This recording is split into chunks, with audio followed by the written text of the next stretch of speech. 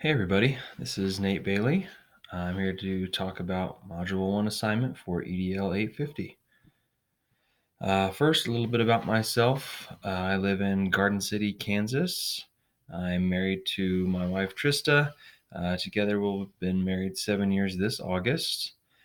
Together we have two kids. Our little boy, Graham, he is 4 years old. And then our daughter, Madden, she is 1. Currently, I'm a science teacher at Garden City High School here in Garden City, Kansas.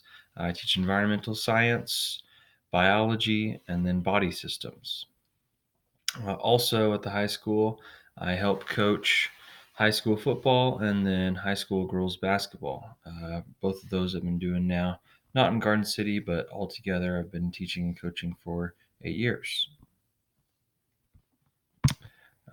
So for uh, 3 levels of government support. For federal support, most support comes from state and local anyway, but Congress passes federal budget each year, sets aside enough money to fund about 10% of government-run schools' operating costs. Um, this money also comes with rules and regulations. Obviously, we've set standards um, and so forth, like no child left behind. So if we want that money, obviously we have to do things to earn it. State support, state level funding for government schools varies widely, but on average, state provide for slightly less than half of schools' operating costs. Um, Most of that funding coming from income and sales tax all across the state. For local support, school boards responsible for coming up with roughly half of the school district's budget, besides the federal and state budget. And this is done by collecting property taxes on home, building, other property within the school district.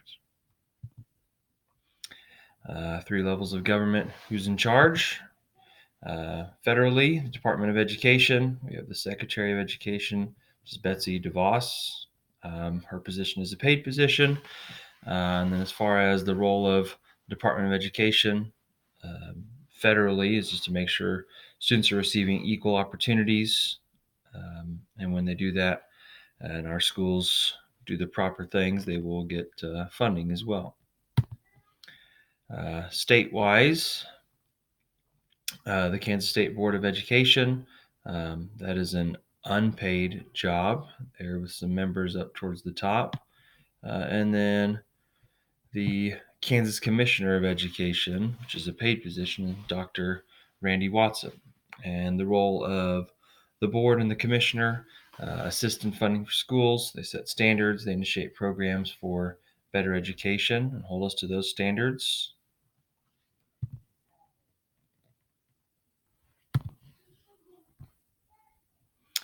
Locally, here in Garden City, the Garden City Board of Education, it's still an unpaid position there with its members up towards the top. And then Garden City Superintendent, that is a paid position. Our superintendent is Dr. Steve Carlin. And then the role of the superintendent and Garden City Board of Education is to employ, budget, they provide and implement new strategies for students and teachers.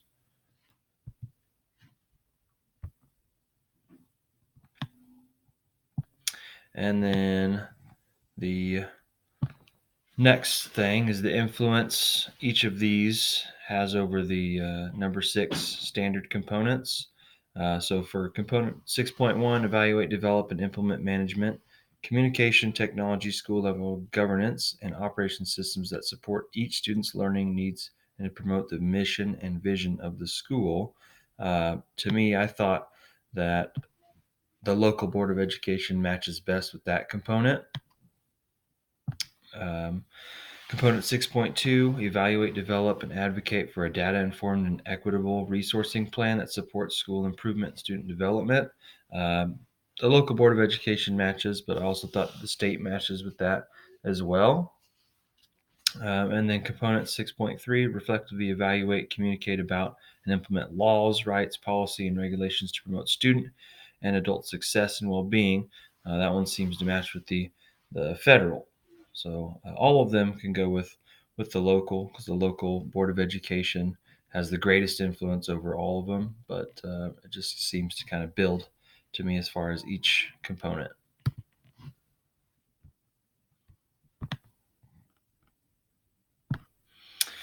How does all of the support the educational success and well-being of each student and adult through the funding from each level and the development of new standards and policies? Every student should have an equal opportunity to the best possible education their district can offer.